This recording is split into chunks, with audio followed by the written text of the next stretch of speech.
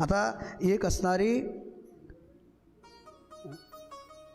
सुंदर स्त्री, ग्रॅज्युएट झालेली, आणि नेमकी सासू तिची एवढी स्तुती करायची, बाजारात गेली ना की त्या भाजीवाल्याजवळ जायची, बाया काय सांगावं, माझी सून एवढी सुंदर आहेत ना, अगं पोस्ट ग्रॅज्युएशन झालं तिचं, एवढी देखणी आहे, एवढी सुंदर आहे, नशीबाई माझ्या मुलाला एवढी सुंदर म्हटली सून मुलगी भेटली, फार सुंदर सून, गुणी आहे माझी.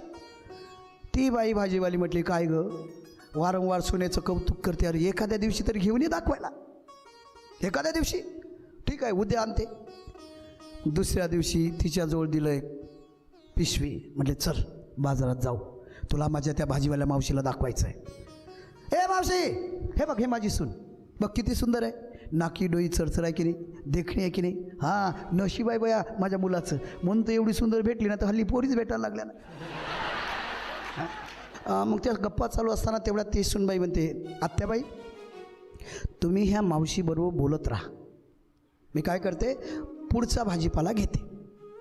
चालेल म्हटले, मावशी तुमच्यापासून सुरुवात करते, तुमची बोवणी करते, मला सांगा टोमॅटो कशी दिले. ते म्हटले 20 रुपये किलो, पण तू जवळची आहे, माझ्या मैत्रिणीची सून आहे म्हणून 10 रुपये किलोने घेऊन जा. म्हटले द्या 5 किलो. पिशवीत टोमॅटो घेतले, पुढच्या ठिकाणी गेले, म्हटले ओ कांदेवाले दादा कांदे कसे दिलेत. म्हटले 20 रुपये किलो का, हां द्या 5 किलो. खाली काय टोमॅटो, वरून काय घेतले कांदे. एवढ्यावर भागलं नाही, बटाटेवाल्याकडे गेले, ओ बटाटेवाला दादा कसे दिले बटाटे. म्हटले 20 रुपयाला 1.25 किलो. असं द्या 5 किलो. घेतले, खाली काय टोमॅटो, वर कांदे, त्याच्यावर बटाटे. एवढ्यावर भागलं नाही, ह्या डांगर भोपळा होता कोवड या मोठा असं, तिथे ओ दादा कसा दिलाय डांगर भोपळा. म्हटले बाई 5-6 किलो आहे, घेऊन जा 100 रुपयाला. नक्की नक्की, आणि टाका म्हटले याच्यात. आता मला सांगा डांगर भोपळा कशात आहे, पिशीत, वर काय डांगर भोपळा बरोबर आहे, त्याच्या खाली बटाटे, त्याच्या खाली कांदे, त्याच्या खाली आता कशाचे टोमॅटो, ज्यूस झालं त्याचं. आणि नेमकं भाजीवाल्या बाईने पाहिलं, म्हटलं तुझी सून एवढी चांगली आहे, एवढी चांगली आहे की अशी सून शोधूनही सापडणार नाही. बघ मी म्हटलं की नाही, कशावरनं ओळखलं, काही नाही म्हटलं, खाली टोमॅटो घेतले आणि त्याच्यावर सगळं सामान जवळ वर घेतलं, म्हणून मला कळालं की तुझी सून लय भारी आहे. गुणात्मक सौंदर्याची तडजोड होऊ शकत नाही, रूपात्मक सौंदर्याची तडजोड होऊ शकते. असणारी ही जी स्त्री आहेत ना, एवढी सुंदर आहे, एवढी गोरी आहे, एवढी गोमटी आहे. आश्रमात मुलांचं शिक्षण घेण्याचं काम ती करते. तिला सर्व लोक आदर सत्कार द्यायचे, वस्त्र आभूषण द्यायचे, देणगी द्यायचे, पण ती कधी देणगी घेत नव्हती. पण ते म्हणायचे लोक, अगं अहो अहो ऐका ना, नाही तुमच्यासाठी किंवा आमचेच मुलं तुमच्याकडे शिकतात की नाही, त्यांच्या कामी पडेल, घ्या ना, विनंती आहे माझी. मग असं करताना ती स्त्री प्रभाती सर्व लोकांच्याच मुलांच्याच कामात पडेल असं साहित्य घेत होती. तिच्या कार्याची चर्चा संपूर्ण देशभर पसरत होती. वाऱ्या हाती माप चाले सज्जनांचे, कीर्तिमुख त्यांचे नारायण. सज्जनांना मी असं आहे हे सांगण्याची गरज नाही, आलं का लक्षात. वाऱ्या हाती माप चाले सज्जनांचे. सज्जन लोकांची कीर्ती खूप खूप खूप होत असते, फक्त कीर्ती होण्यासाठी उशीर लागत असतो. आपलं असंच आहे की नाही, जो माणूस हवासा वाटतो तो भेटत नाही, आणि जो भेटावासा वाटत नाही तो भेटल्याशिवाय राहत नाही. चांगले माणसं भेटावीशी वाटतात की नाही, पण भेटतात का, नाही भेटत. कारण चांगले माणसं गप्पां गोष्टीमध्ये रमत नाही. चांगले माणसं वायफळ गोष्टीमध्ये व्यर्थ वेळ वाया घालवत नाही. ते परमेश्वराचं चिंतन करतात, त्याच्याशी रममान असतात, त्याच्यामध्ये रत असतात. त्यामुळे चांगले माणसं भेटण्यासाठी खूप उशीर होतो. आणि चांगले माणसं आपल्याला ओळखता तरी कुठं येतं, आपली तर पद्धत अशी आहे. हां, जेव्हा माणूस ओळखायला येतो ना हा खूप चांगला आहे, तेव्हा तो निघून गेलेला असतो. जिवंत माणसाची कीर्ती आपल्याला लवकर होत नाही, पण गेल्यानंतर मग मात्र आपण चांगला होता हो, बरा होता हो, खूप सुंदर होता हो, पाहिजे होता हो असं म्हणतोय. आमचे परमपूजने प्रातस्मरणे स्वानंद सुखनिवासी साहत बाबा वाईकर, जुन्नर तालुक्याचं वैभव, परमपूजने प्रातस्मरणे वैकुंठवासी कोंडाजी बाबा डेरे प्रत्यक्ष तुकोबाराय, हे दोन्ही महात्मे जेव्हा गेलेत तेव्हा संपूर्ण महाराष्ट्र ढसढसा रडत होता. परमपूजने प्रातस्मरणे ब्रह्मलीन स्वामी 108 मोहनानंद स्वामीजी, मोहनानंदगिरी हे स्वामीजी जेव्हा गेलेत ना, गोल्ड मेडलिस्ट होते. सगळे लोक म्हणत होते वा काय महात्मा आहे, काय अभ्यास आहे, काय आचरण आहे. असे लोक भेटायला पाहिजे, भेटत नाही आणि भेटल्यानंतर वेळ निघून गेलेली असते. हो, मला हेच सांगायचं आहे. प्रभाती आणि त्याच्या उलट त्याच राज्यामध्ये असणारी एक राणी होती, तिचं नाव होतं मरळी. कोणम प्रांत आहे, कोप्पन प्रांत. ती राणीसुद्धा सुंदर होती, देखणी होती, पण नास्तिक होती. ती देवाला मानत नव्हती. शिवाय तिचा पती वारला, मेला, तरी पण ती असणारी राणी शृंगार करत होती, सुंदर शृंगार करत होती आणि व्यसनाधीन झाली. प्रजेला एवढा त्रास द्यायला लागली, एवढा त्रास द्यायला लागली. आणि आधीच संकट, दुष्काळाचं सावट, पाणी नाही, काही नाही, अनवर्षणाने सर्व पिके जळायला लागली. काय करावं कळेना. आणि त्याच्यात पुन्हा प्रजा हवालदिल झाली आणि हिच्या कराचा भार पुन्हा जबरदस्तीने कर आकारू लागली, जबरदस्तीने कर घ्यायला लागली. अक्षरशः अत्याचाराची परिसीमाच झाली. बा त्या प्रांतात असणारा जो राजपुरोहित आहे तो तिला समजून सांगायला लागला, पण तरी ते ऐकत नाही. बरंच समजून सांगितलं, नाही ऐकत. शेवट राजपुरोहिताला अद्वा तद्वा बोलू लागले. राजपुरोहिताच्या कानावर प्रभातीची, त्या साध्वीची चर्चा गेली आणि राजपुरोहित वेश पालटून प्रभातीकडे गेला. प्रभातीची परीक्षा घेतली. प्रभातीला नम्र प्रार्थना केली, बाळ तू देवाची भक्त आहेस, बाळ तुझ्यावर देवाची कृपा आहे, कदाचित तुझ्या म्हणण्याने, तुझ्या ऐकण्याने आमची जी राणी आहे ना हे सावध होईल.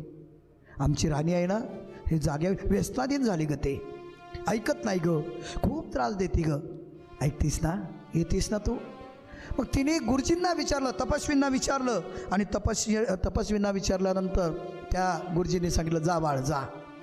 राणीकडे आली, राणीला समजून सांगण्याचा प्रयत्न केला.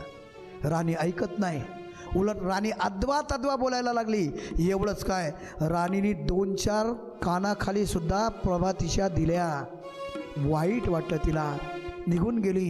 एका मंदिराचा आश्रय त्या प्रभातीने घेतला आणि प्रभाती त्या देवाचं भजन करायला लागली. सात्विक होती. लोक आपोआप तिच्याजवळ, लक्षात घ्या, जे चांगले लोक असतात ना, जे निस्पृह लोक असतात ना, जे निस्वार्थी लोक असतात ना, जे परमात्म्याचे भक्त असतात ना, त्यांच्याकडे खूप गर्दी होत असते. कारण त्यांचं दर्शन झालं तरी दर्शने प्रशस्ते पुरुषे, त्या व्यक्तीचं, साधूचं, साध्वीचं दर्शन जरी झालं तरी मात्र जीवनाचं कल्याण होत असतं आणि पुण्य प्राप्त होत असतं. म्हणून साधूंच्या संगतीत गेलं पाहिजे, साधूंची स्तुती केली पाहिजे, साधूंचं गुणानुवाद केलं पाहिजे. पुण्यवंत व्हावे घेता सज्जनांची नावे, घेता सज्जनांची नावे, घेता सज्जनांची नावे. नेघे माझी वाचा तुटी, महालाभ फुकासाठी, विश्रांतीचा ठाव पायी संतांची अभाव. त्यांचं वर्णन केल्यानंतर फायदा काय? तुका म्हणे पापे जाती संताची जपे. त्यांचा जर जप केला, सज्जन पुरुषांचा, संतांचा, महात्म्यांचा, भक्तांचा, तर जाती संताच्या जपे. संतांच्या जपाने आपल्या जीवनातील पाप नष्ट होतात. ही प्रभाती, हिला मारल्यानंतर ती एका मंदिरात गेली आणि त्या मंदिरामध्ये देवाचा धावा करू लागली. बरेचसे लोक आले, सांगितलंय देवाचं नामस्मरण करा, धावा करा, त्याला आळवा, तो आपलं भलं करेल. तुम्हाला वाटतं ना पाऊस यावा, धनधान्य व्हावं, सुखी व्हावं, त्याला आळवा. जीवनाची आरती वाहू दे मला, वाहू दे मला, चरणी खंडेराया राहू दे मला. जीवनाची आरती वाहू दे मला, वाहू दे मला, चरणी खंडेराया राहू दे मला, चरणी खंडेराया राहू दे मला. कैवारी माझा धनिया जीवाचा, कैवारी माझा धनिया जीवाचा, संसार माझा होईल सुखाचा, संसार माझा होईल सुखाचा. नाम या मुखाने घेऊ द्या मला, घेऊ द्या मला, चरणी खंडेराया राहू द्या मला, चरणी खंडेराया राहू दे मला. जीवनाची आरती वाहू दे मला, वाहू दे मला, चरणी खंडेराया राहू दे मला, चरणी खंडेराया राहू दे मला, चरणी खंडेराया राहू दे मला. सदानंदाचा अचानक माझे कुलस्वामी खंडेराय प्रसन्न झाले. आकाशामध्ये ढग आले, ढगांचं थैमान उभं झालं आणि ज्या ठिकाणी अनवर्षण होतं, दुष्काळ होता, अचानक धो धो पाऊस पडायला लागला. सर्व लोक नाचायला लागले, आनंदित झाले, उड्या मारायला लागले. एवढा आनंद, एवढा आनंद, एवढा आनंद सर्व प्रभातीच्या चरणी लागले, प्रभातीचे उपकार मानायला लागले. आणि प्रभातीने सांगितलं, बस म्हटलं होतं ना तुम्हाला, त्याचा धावा करा, त्या करुणाकराला आळवा.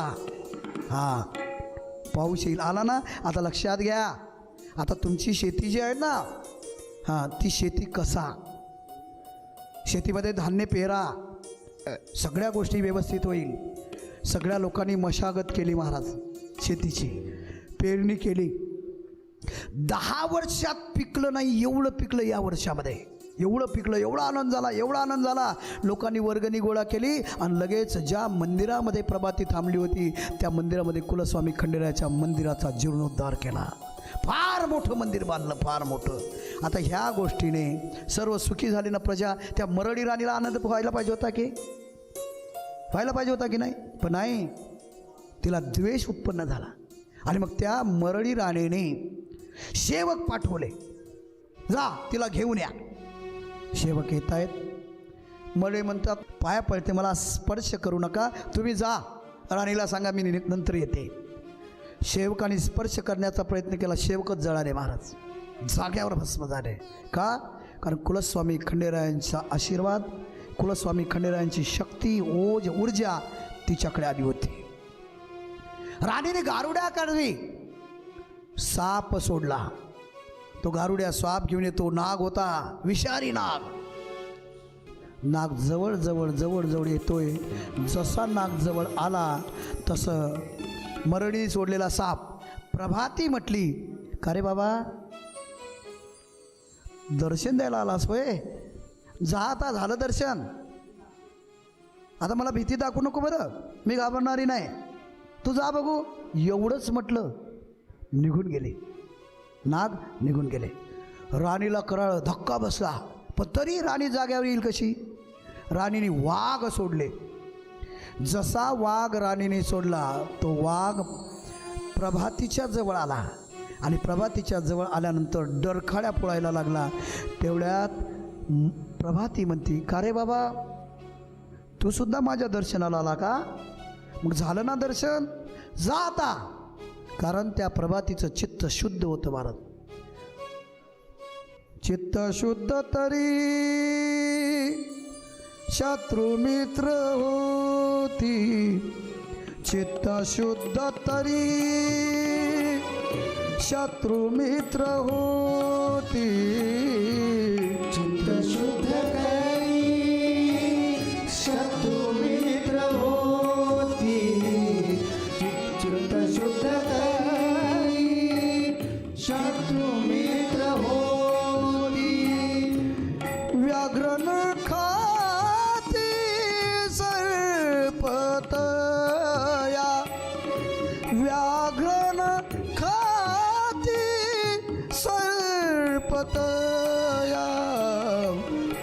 शुद्ध तरी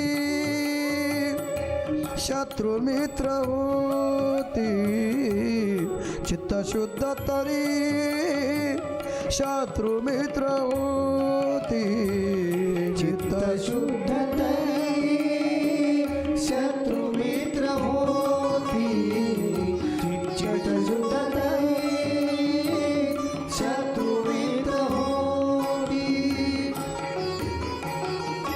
अशा पद्धतीने तिचं चित्त शुद्ध होतं आणि चित्त शुद्ध असल्यामुळे व्याघ्रही न खाती सर्पतया, वाघ साप तिला काही करणार नाही. प्रभाती त्या वाघाला जा म्हटल्यानंतर ते वाघ निघालं, पण राजवाड्यात आलं. जे राणीच्या मागे लागलं, राणी पुढे वाघ मागे, राणी पुढे वाघ मागे, राणी पुढे वाघ मागे. जिथे राणी जाईल तिथे वाघ पडतोच आहे, पडतोच आहे. एका शयनगृहामध्ये ती गेली आणि दार बंद केलं.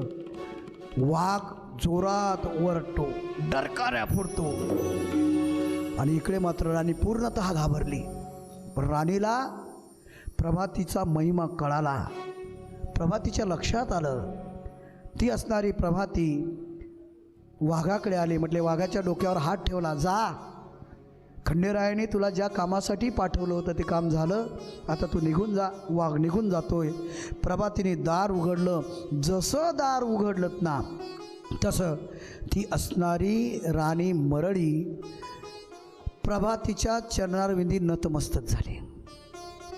आणि मग प्रभातीने सांगितलं, हे बघ, तू राणी आहेस, तुला प्रजेचं पालन मुलासारखं करायचं आहे, तू अशी का त्रास देते, का व्यसनाच्या अधीन झाली, याच्यापासून स्वारस्य काय, तुझा फायदा काय आहे, असं नाही करायचं. हां, आता तू एक कर, तू मरळी, यापुढे तू मुरळी होशील.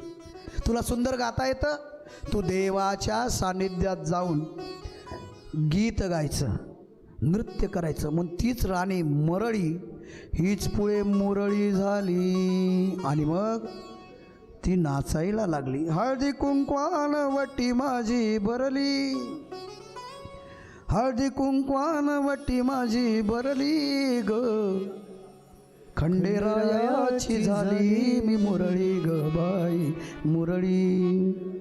घेऊन भक्तीची भंडार वाटी, मल्लू देवाच्या लागले मी पाठी. त्याच्या नावाची गोडी आगळी, त्याच्या नावाची गोडी आगळी ग, खंडेरायाची झाले मी मुरळी ग बाई मुरळी. असे सुंदर गाणे. आपल्याकडे वेळ कमी आहे.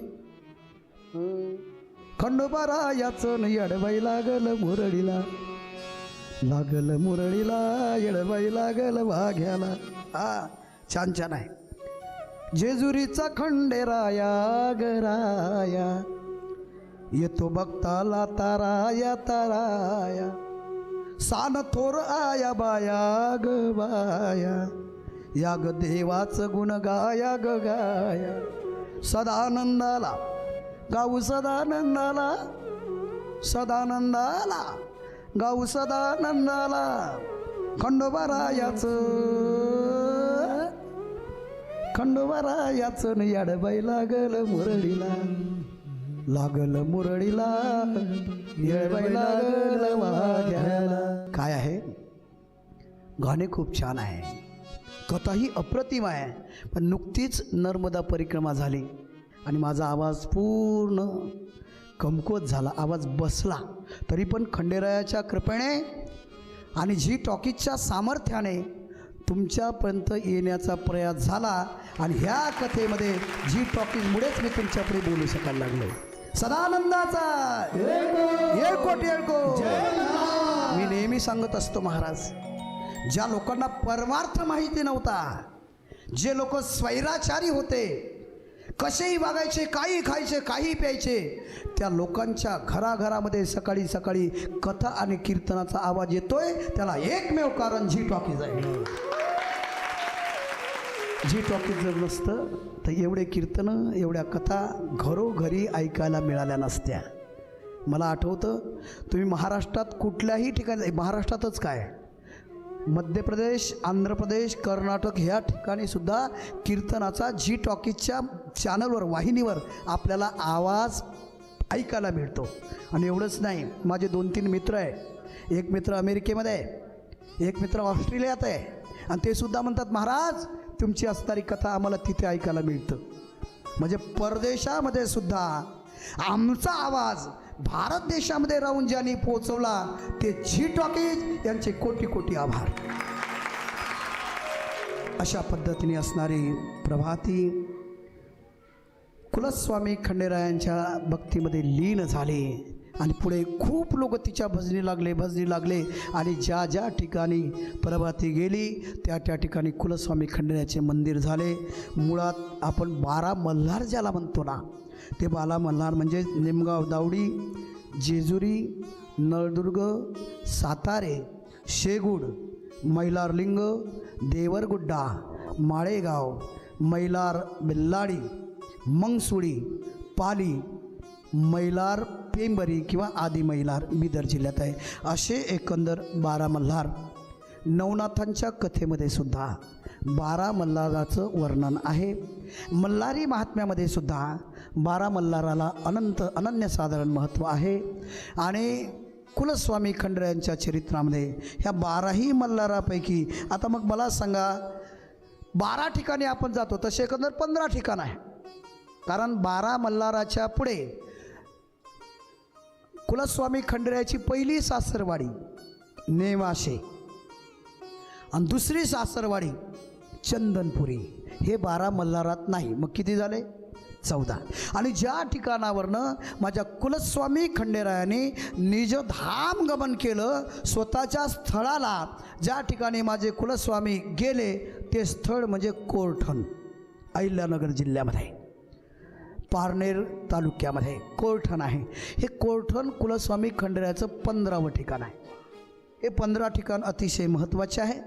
पण आपण 12 मल्हारच शक्यतो वाचण्यात आल्यामुळे 12 मल्हारला बहुतेक लोक दर्शनाला जातात.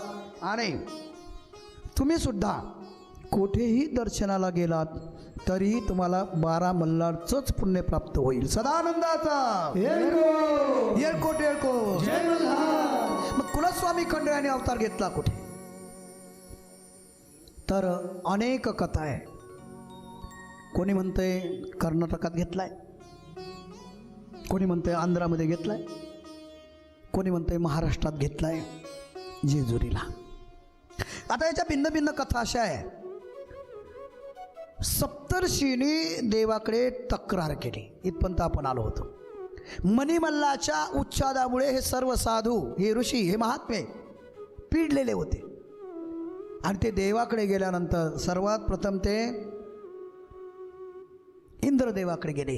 इंद्रदेवाने असमर्थता व्यक्त केली. भगवान विष्णूकडे गेले. भगवान विष्णू म्हटले, खातं माझ्याकडे नाही, कारण त्यांना ब्रह्मदेवाने वरदान दिलंय. आपण सर्व मिळून ब्रह्मदेव, शिव, इंद्र आदी भगवान शिवजींकडे गेले. आणि मग शिवजींनी सांगितलं, काळजी करू नका, मी अवतरित होईल. एका ग्रंथामध्ये असं आहे, लगेच भगवान कुलस्वामी खंडेराय चंपाषष्ठीला प्रगट झाले, युद्ध केलं. आणि युद्ध केल्यानंतर महामारी वगैरे मारली, मणिमल्ल मारले. आणि त्या ठिकाणावरनं ते जेजुरीला आले. पण त्यांचं असणारं प्रागट्यीकरण हे कर्नाटकात झालं असं काही लोकांचं मत आलं.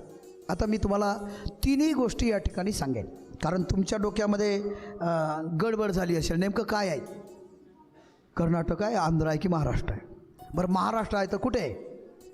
लक्षात घ्या, जे चरित्र मी तुम्हाला सांगणार आहे हे चरित्र जर तुम्ही श्रवण केलं तर तुमच्याकडनं अनवधानाने जे काही दोष आहे, जे पाप आहे, ते दोष घालवण्याची क्षमता ह्या चरित्रामध्ये आहे. चैत्र शुद्ध पौर्णिमा, वसंत ऋतू, तूळ राशी, चित्रा नक्षत्राचे शुभ मुहूर्तावर रविवारी सारोचिष मन्वंतराच्या 13व्या कृतयुगाच्या समाप्तीत 88,000 दिवस बाकी असताना माझ्या कुलस्वामी खंडेरायांनी अवतार धारण केला. सदानंदाचा येळकोट येळकोट. आणि मग त्याचा पुरावा मार्तंड विजय ग्रंथाने दिलाय. या संसार सागरा माझारी पडिला काळ चक्राची लहरी, तो अवतरला मल्हारी तारावया विश्वजनाशी. ऐसे अकस्मात रूप धरिले, कोटी सूर्य उदयास आले. पाहता नयन झाकले इंद्रादी सुरवरांचे. यम विदुर्वेद तत्वज्ञा योगिनो यतमानसा. आरूपो रूपवान भूत्वा सोयमायति सर्वगः. ज्यांना योग तत्वाला जाणणारे जे योगी आहे, स्थिर मनाने ते जाणत आहेत, तेच सर्व व्यापक अरूप रूपरहित सगुण रूप धारण करून या ठिकाणी प्रगट झाले. सदानंदाचा येळकोट येळकोट. म्हणून शिवजींना सगुणही म्हणतात आणि शिवजींना निर्गुणही म्हणतात. तुझं सगुण म्हणो की निर्गुण रे, सगुण निर्गुण एकू गोविंद रे. सगुण निर्गुण एकू गोविंद रे. हनुमाने ना हनुमाने ना हनुमाने ना हनुमाने ना. तुला सगुण म्हणावं की निर्गुण म्हणावं रे देवा, अनुमानच करता येत नाही. हनुमाने ना हनुमाने ना. पण एक बोलू, जो सगुण उपासक आहे त्याच्यासाठी माझा परमात्मा सगुण होतो, आणि जो निर्गुण उपासक आहे त्या निर्गुण उपासकासाठी माझा परमात्मा निर्गुण होतो. म्हणून तर भक्ती करीत असताना तुम्हाला जशी झेपेल, जशी पटेल, जशी रुचेल तशी भक्ती करा. अशीच मी त्या भक्तीचं थोडं चिंतन पुढे करणारच आहे. मार्तंड भैरव रूपम दधारम सहसा विभू महाईवलयोक्तर्थ चंड मार्तंड कुंडलम. माझा परमात्मा अकस्मात चतुर्भुज, त्रिनेत्र, कंठामध्ये वासुकी सर्प, उंच दिप्पाड असा सूर्यासारखा प्रगट झाला. सदानंदाचा. ही एक गोष्ट. दुसरा तर्क आहे, कार्तिक शुद्ध पौर्णिमेला परमात्म्याचं प्रागट्यीकरण झालं, आणि कार्तिक शुद्ध पौर्णिमेपासून 15 दिवस कुलस्वामी खंडेराय जेजुरीवरनं कर्नाटकपर्यंत 15 दिवस चालत गेले. आणि मार्गशीर्ष शुद्ध अमावस्या संपली, स्तंभ वगैरे रोहिला, त्या ठिकाणी युद्धाची तयारी झाली. आणि मार्गशीर्ष शुद्ध प्रतिपदेपासून 6 दिवस युद्ध चाललं. आणि 6 दिवस युद्ध झाल्यानंतर त्या युद्धामध्ये कुलस्वामी खंडेरायांचा, मल्हारी देवांचा विजय झाला. सदानंदाचा. येळकोट येळकोट.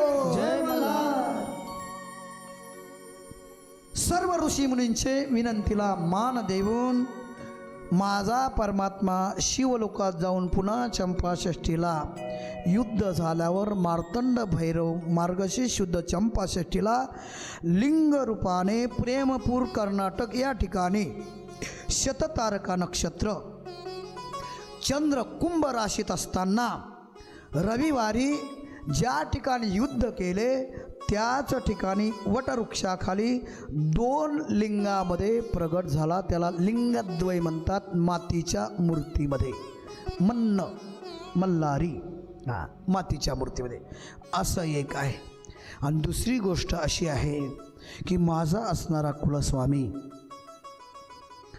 जेजुरी ह्या ठिकाणी सर्व साधूंनी आग्रह केल्यानंतर एक विमान घेतलं. आणि त्या विमानामध्ये एवढे, ते विमान असं होतं, ते विमान असं होतं, जेवढं वाढवलं तेवढं वाढत होतं आणि जेवढं कमी केलं तेवढं कमी होत होतं. सगळ्या व्यवस्था त्याच्यातच होत्या. ज्याला जे लागेल ते त्याच्यात प्राप्त. एखाद्याने जर मनामध्ये गुलाबजामची इच्छा केली, गुलाबजाम तयार. एखाद्याने जर मनामध्ये श्रीखंडाची इच्छा केली, श्रीखंड तयार. एखाद्याने जर बासुंदीची इच्छा केली, बासुंदी तयार. एखाद्याने लाडूची इच्छा केली, लाडू तयार. एखाद्याने जिलेबीची, जिलेबी तयार. श्री बालाजीचा बेत तिथेच.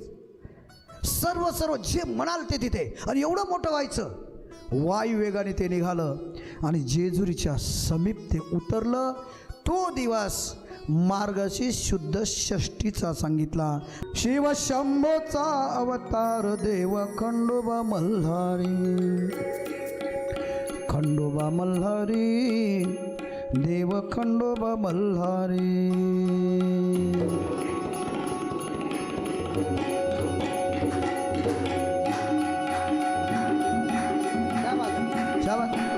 शिवशंभोचा अवतार देव खंडोबा मल्हारी.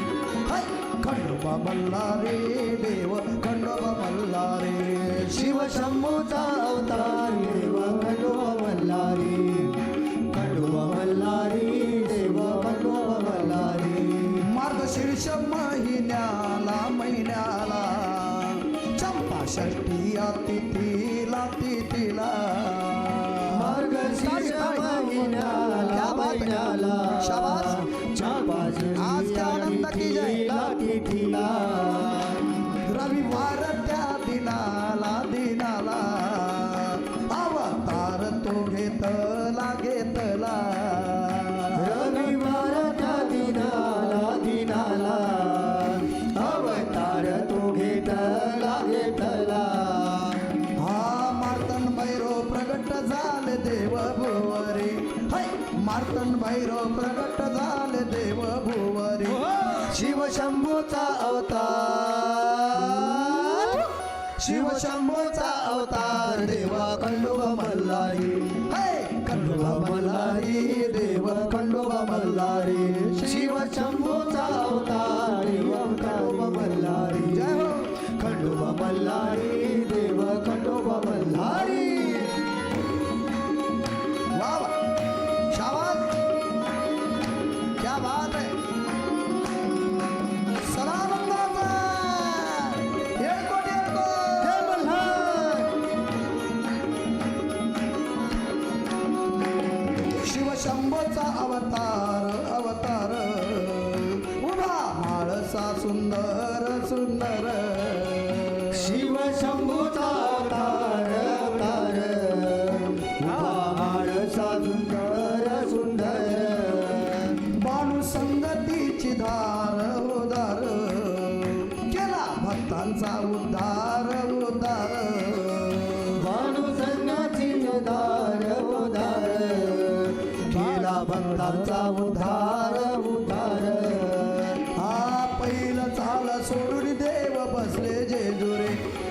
पहिलं चाल सोडून देव बसले जेजुरी. शिवशंभोचा अवतार.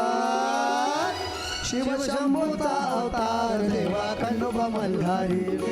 खंडोबा मल्हारी व देव खंडोबा मल्हारी. शिवशंभोचा अवतार देव खंडोबा मल्हारी. वा वा. खंडोबा मल्हारी देव खंडोबा मल्हारी. शिवशंभोचा अवतार देव खंडोबा मल्हारी. खंडोबा मल्हारी देव खंडोबा मल्हारी. शिवशंभोचा अवतार देव खंडोबा मल्हारी. खंडोबा मल्हारी देव खंडोबा मल्हारी. खंडोबा मल्हारी देव खंडोबा मल्हारी.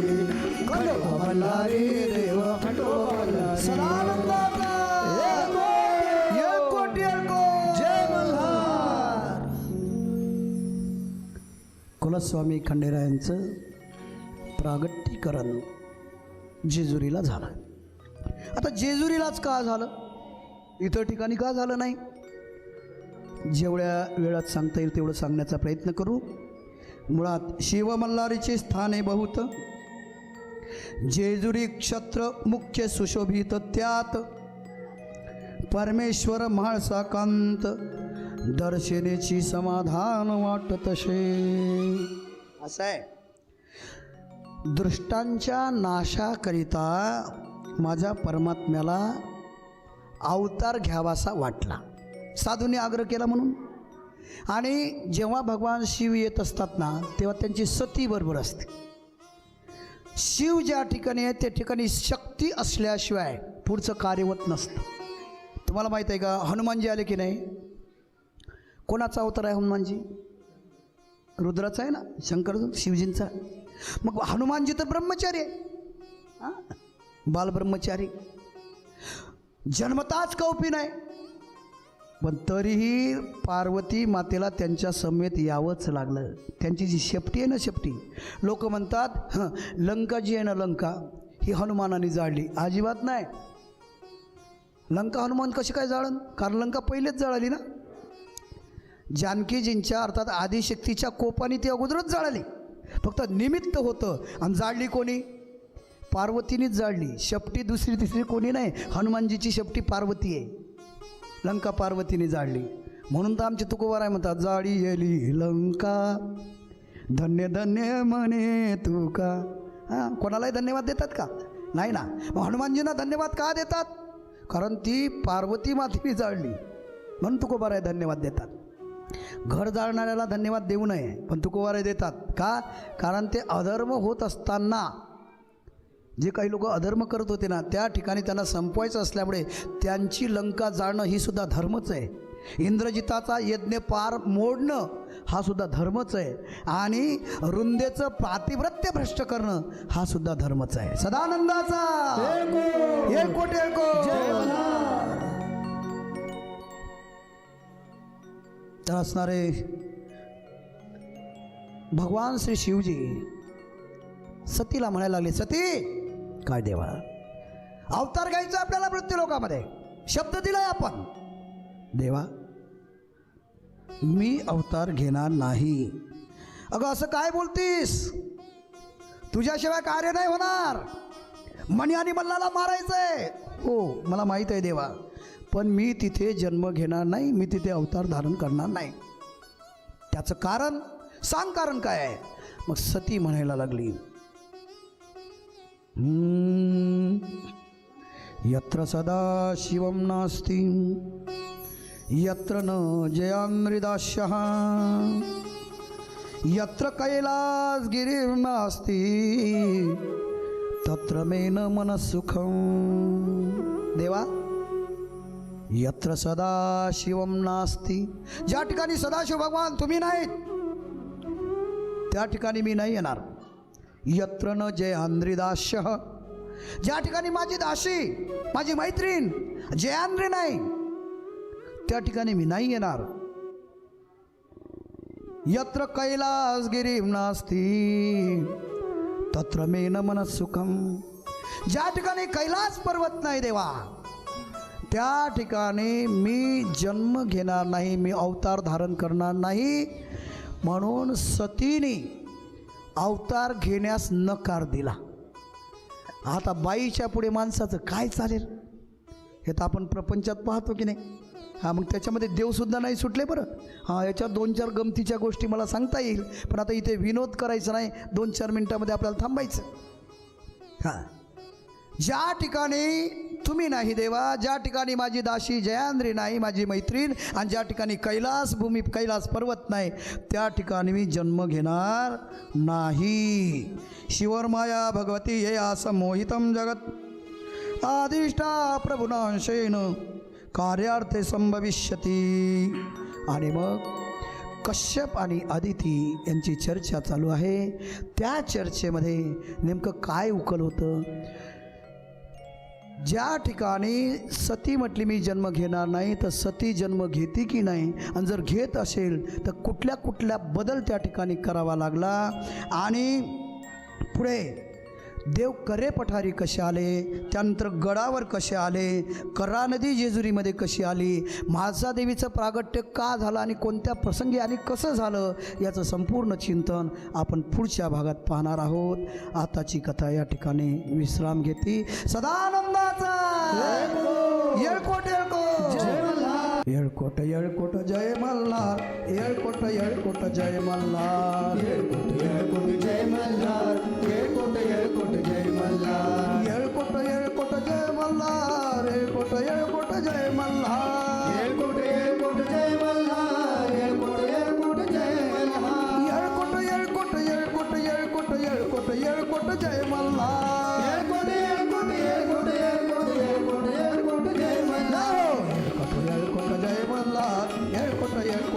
मल्हार येळकोट येळकोट जय मल्हार येळकोट येळकोट जय मल्हार येळकोट येळकोट जय मल्हार येळकोट येळकोट जय मल्हार येळकोट येळकोट जय मल्हार येळकोट येळकोट जय मल्हार सदानंदाचा येळकोट येळकोट जय मल्हार मणिमल्हासूर युद्धामध्ये खंडोबाने आपल्या नंदी या वाहनाऐवजी अश्व याला वाहन केले आणि हा अश्व चपळ असावा म्हणून चंद्राला अश्वाचे रूप घेण्याची आज्ञा केली. त्याप्रमाणे चंद्रानं अश्वाचं रूप धारण केलं आणि तेव्हापासूनच खंडोबा परिवारामध्ये या अश्वाचं अनन्यसाधारण असं महत्त्व आहे. म्हणूनच भाविक हे देवालयामध्ये खंडोबासोबत अश्वाची सुद्धा पूजा करतात. जेजुरीगड मंदिरामध्ये सुद्धा गर्भालयामध्ये डाव्या बाजूला अश्वाची स्थापना केलेली दिसून येते. याच माहितीसह आजच्या या भागामध्ये इथेच थांबूया. बघत रहा आपल्या सगळ्यांचा आवडता कार्यक्रम गजर कीर्तनाचा सोहळा आनंदाचा, को पावर्ड बाय गोपुरम कुंकू आणि हळदी पावडर. तोपर्यंत जय जय रामकृष्ण हरी.